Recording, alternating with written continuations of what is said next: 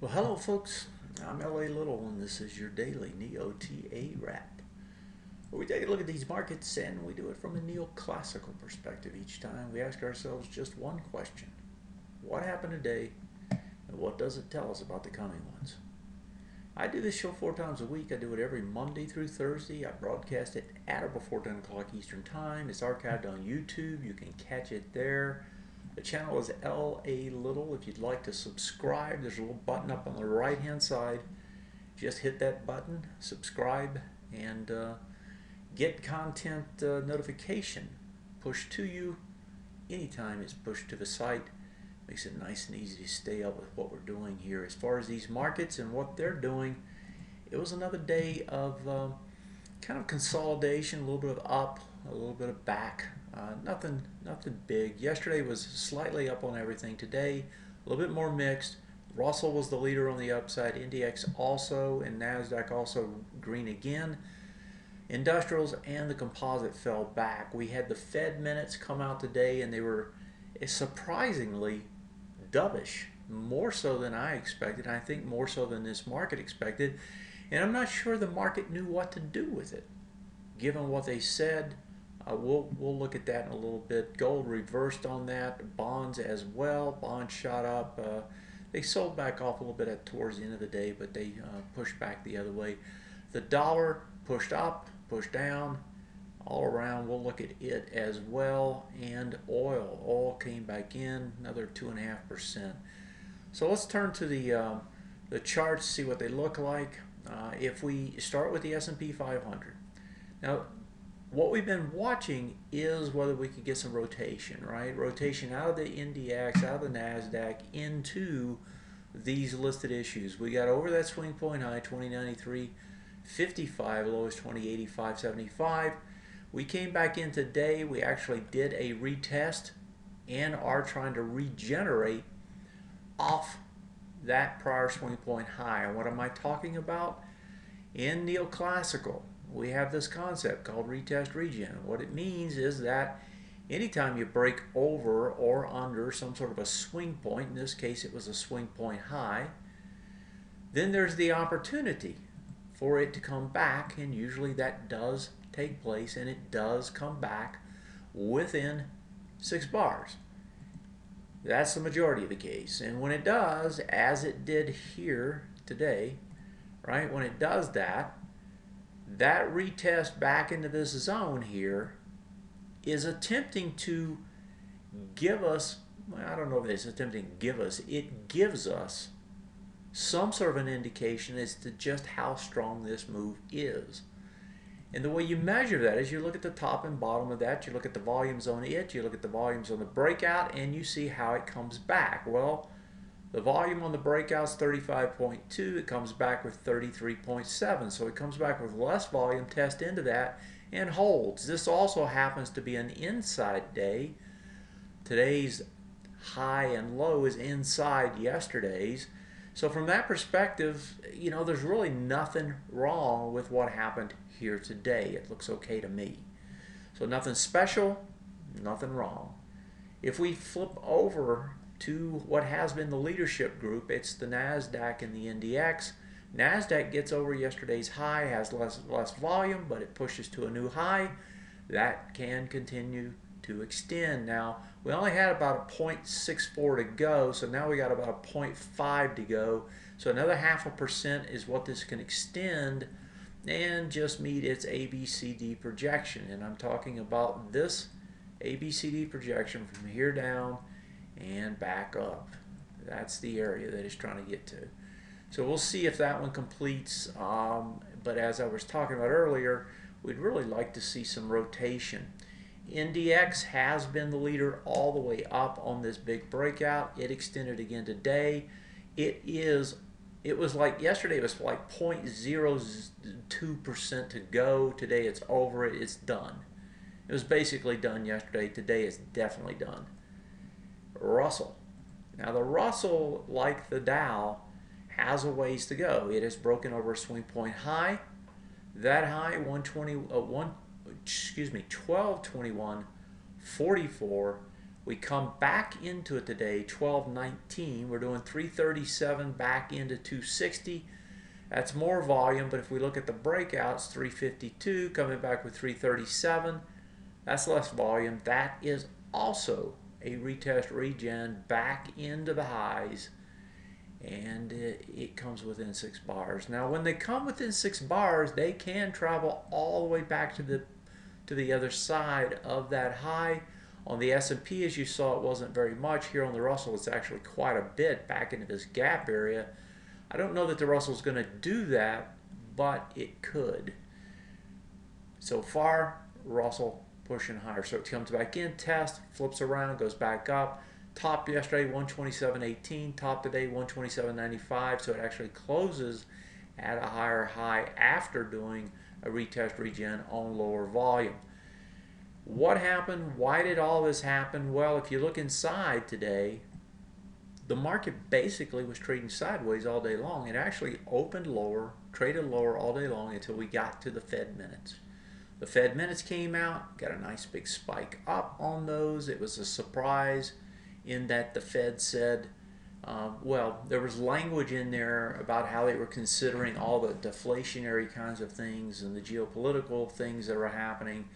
And it seemed to be a reasonable consensus that they should be very patient about how fast they move, and that they probably should wait longer. And that seemed to suggest that July is not when these guys are going to move. Personally, I don't think they're going to move this year, but that's, you know, that's a personal opinion, not any factual opinion. So we get a big spike up off of that takes it back up to the highs, and then it basically trades back down and then back up and hangs up there at the end. So S&Ps, it was all about the Fed today, and that reaction was bullish, not bearish. So that was the inside today. That was really what was happening inside this market. If we flip over and think about the rotation, you know, I've been talking about rotation, talking about the need for rotation. And if we look at some of the groups that could give us that rotation, one is the biotech.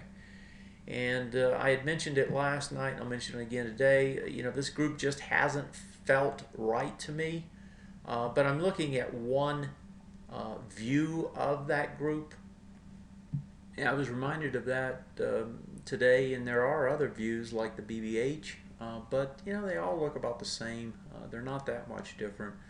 You know, I think biotech continues to feel, at least to me, that it is struggling, yet it is moving higher and continues to move higher. Home builders have definitely moved higher. This group has surprised me and others in terms of how strong it's been. In terms of surprises, IYT, the transports, has been a surprise as to how weak it is. This one is pushing an ABCD structure, 154, 161, so that's about 7 3/4. That would take it up to about 166, and 166 would take it right up to be swing point highs if it completely extends.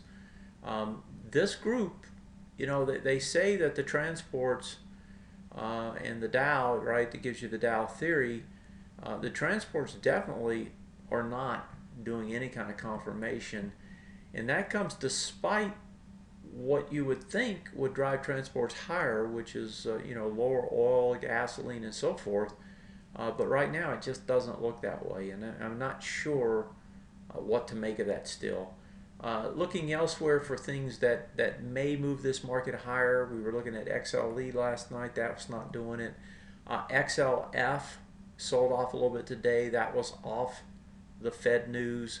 The XLF, of course, kind of an inverse to bonds, and bonds went the other way. One group that I think that has a good potential, I wrote about it today on the front page. You know, if you hadn't checked it out, you can certainly pop over here to the front page and take a look at that. But the industrials was a group, and that one's pushing up to be swing point highs, trying to break out over multiple swing points, multiple time frames. The other group that I think could do the same thing is kind of related to the biotech, and that's the XLV, also pushing it up right to the highs tonight. So you got two seemingly of the four highest weighted groups, you've got XLK, XLF, XLI, XLV, and two of those are getting ready to break out. XLK is getting ready to take a break. XLF just hasn't even kicked in. Rounding out the sectors, XLP is trying to make a push back up towards the highs. The consumer discretionary, XLY, is taking a break and probably should. And last night we talked about the XLU should get a push back up, and boy did it ever, big spike up with some volume escalation. So, when I look at the sectors, it looks pretty much like what we saw before, and that is that it still looks fairly strong. Moving over to the OX markets, looking at the dollar to start with. Dollar pushes up today, but then on that Fed news, that seemed to suggest that we're not going to tighten, which is a weakening for the dollar. Dollar turns around, comes back down, finishes on the lows, coming back into this bar. That bar, February 3rd bar, 24.93 is the top. It's back into that bar. It looks to me like it's going to reach down and touch the bottom of it and test it. That's 24.69. And on the weekly, 24.43 seems to be game, which is down in this area. I suspect this now is going to actually come down, expand that range back into these lows that we see here, and maybe even a little bit lower back in this about 24.40, 24.45 area. So UUP looks to be coming back in. If that's true, that is probably somewhat bullish for this market. Bonds tried to reverse. I think they did an inside day. Let's look at the numbers. 25.92. Yeah, it was an inside day. Got a little spike up, but then reversed back. So it's not clear to me that they're done on the downside. They are into that big bar on the weekly that we've talked about. They're back into this bar. They need, by the end of this week, if bonds are really going to make a push back up, they need to get back above this high. 127.68 is the number. We'll see if they can push up there in the next couple days. Turning our attention back to what we were talking about earlier, which is oil. Oil is struggling to get back and test this high. Still wants to test it. I don't know if it's going to do it or not. 2029 on the USO up to about 2053. So somewhere between 2030, 2050 is kind of where it wants to go. Doesn't mean it has to go there now. This is a downtrend. This is a counter trend bounce. Oil is going to come back down. It's just a question of when and how. If you're trying to trade this long, that's a dangerous trade in my opinion. But a lot of people love to try to catch bottoms, and if you're one of those, well, more power to you. I think the easier trades are elsewhere, but that I know there's a number of people trying to do that. But I suspect oil will trade lower before this is over. With the easy money thoughts, that helped gold and silver. Silver trades under yesterday's lows, back over, does a doji inside. That looks like some sort of a bottom. Going to try to trade higher. And let's see if gold confirms that as well. And gold, actually gold had more volume. Now it was testing into this big bar still in it. So gold actually is a mixed signal on what that means. I noticed that gold stocks flipped around today. They had more volume. Now they tested into this big bar, and that was a retest regen into those highs, it looks like.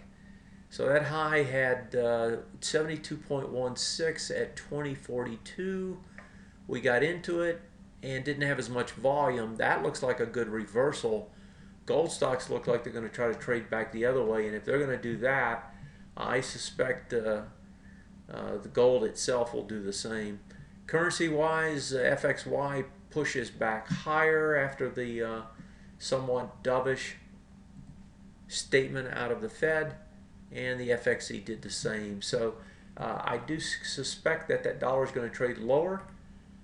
Overseas currencies probably start trading higher. I think all of that suggests that we will see some more upside to this market from that perspective. It hasn't really changed. And with that in mind, let's take a few seconds here and look at some viewer Questions?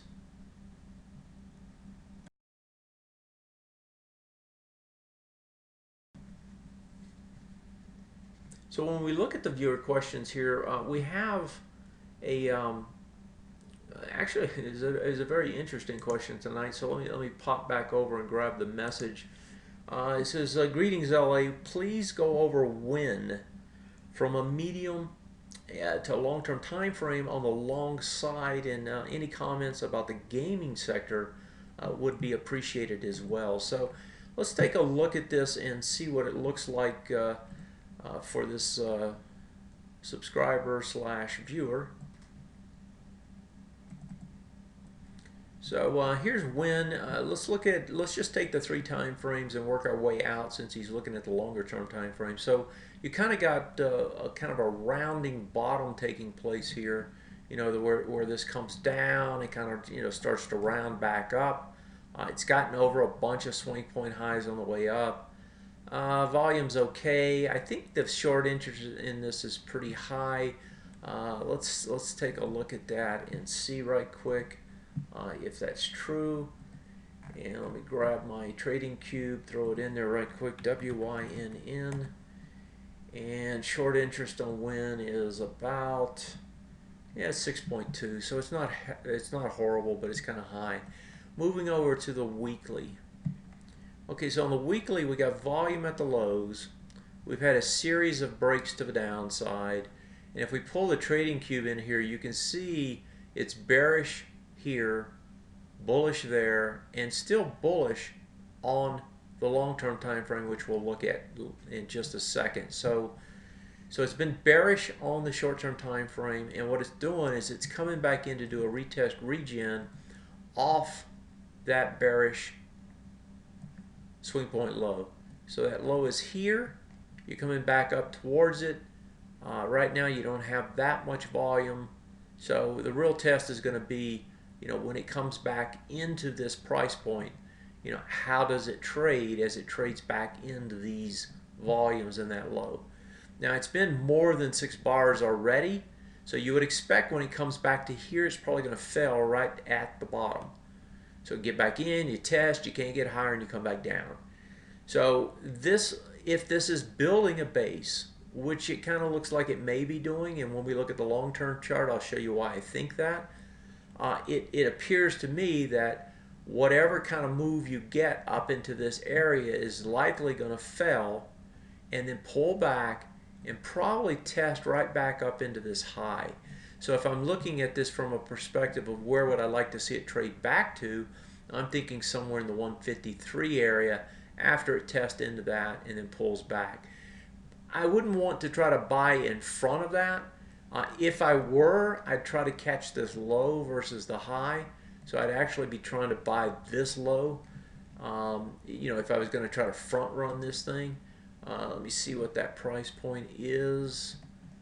And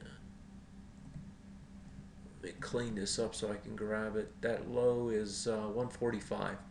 So somewhere between 145 to 152 on the way back, but I'd like to see it test into this, then come back and let you buy it at that, because by that time it will have built a better base and you'll have some better knowledge. Now, let's pull in the long-term chart real quick and I'll show you why I'm thinking this may, in fact, be basing here.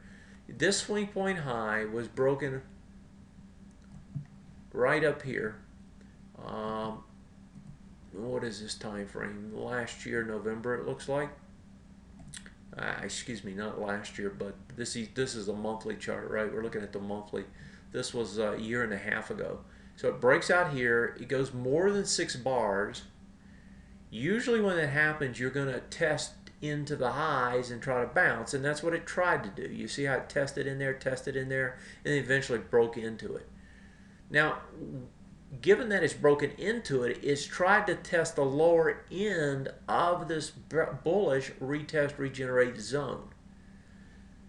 It's holding, and it doesn't have the volumes here compared to what the volumes were back there. And so when I look at that, I say, okay, that's good. That's the kind of thing that you want to see. So you kind of got this thing coming back. It's testing.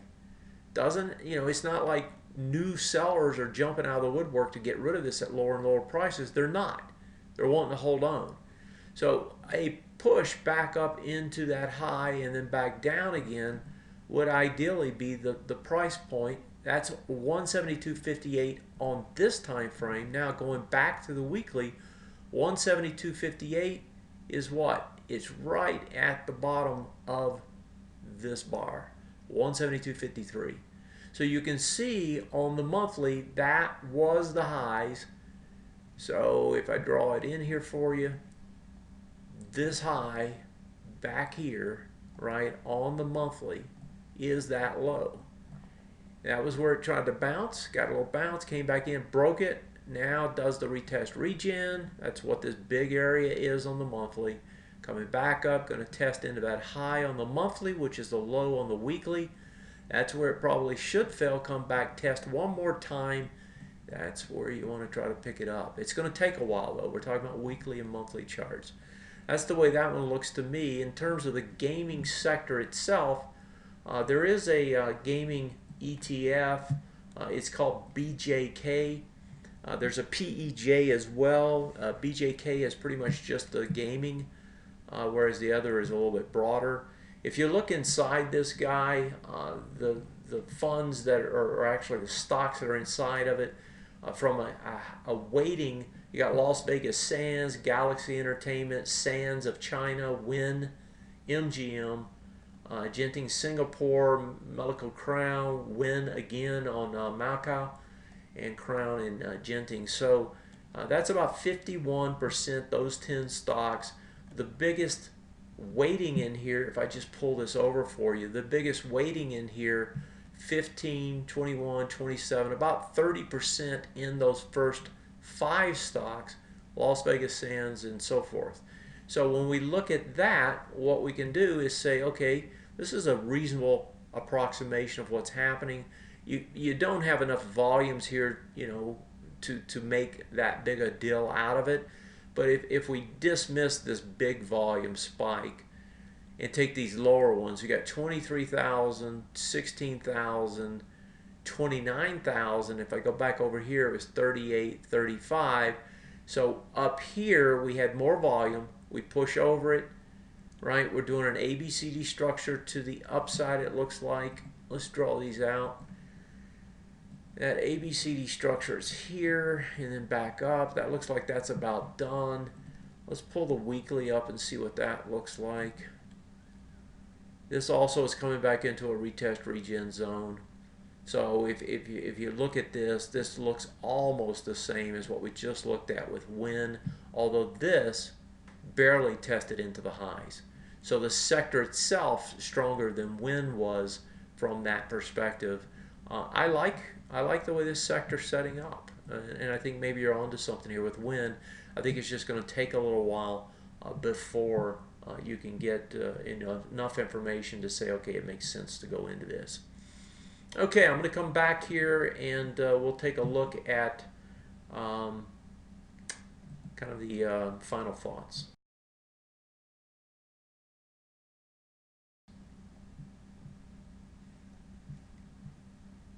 All right, so if we come back and look at the S&P 500 again here and think about where we are, and I want to do it on a weekly basis.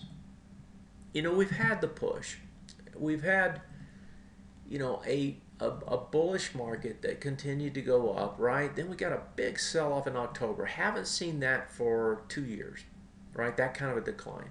It was almost 10% on the S&P 500, and it came, you know, like just straight away, right? 4 or 5 weeks, bang. And then, of course, like this market has done, it shoots straight back up, and then you got this gyration move up and down, right? And if you do this on a weekly, it was up and down every week until this last push up, got a little pullback, and then pushed and broke out over the highs. That's where we're at. Now, I'm sure that classical TA folks are going to tell you that this market's overbought. I'm sure that the sentiment folks are going to tell you that it's the most bullish that it's been since God knows when.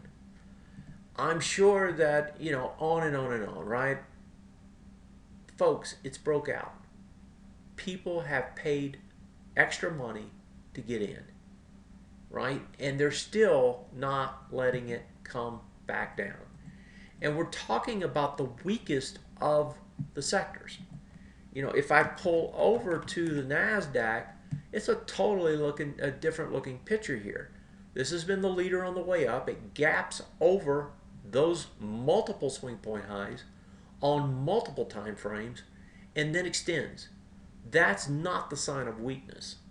So I don't really care what all those classical TA folks are going to tell you. What this chart tells me, what the tape read tells me, is that this thing does want to push more. It doesn't say it can't pull back. Sure it can, right? Everything can, but it doesn't have the appearance of a breakage. A pullback into this prior high, 48.14, both here and on the daily, that would be a retest, regenerate. That would give us a further indication that this thing wants to push even more, right? If it came back, held, and pushed again. But I don't even know that we're going to get back here because I'm not sure that the S&P itself, the Russell, and some of these others are ready to give it up yet. I think these guys are going to try to extend because they have not extended overly, right? They've got another percent and a half that they can move higher. I don't know if that's going to be a pop on the Greek news. I'm not sure what's going to drive it. All I can see is that the tape isn't saying to sell. The tape is saying that it wants to try to go higher. And you have to respect that when a tape says that. Whether you like it or not, you know, I don't ask a lot of questions of the tape. I just try to ask it, where do you want to go? And I try to read what it tells me. And everything today continues to say this thing's going to try to push higher. And that's where we're at.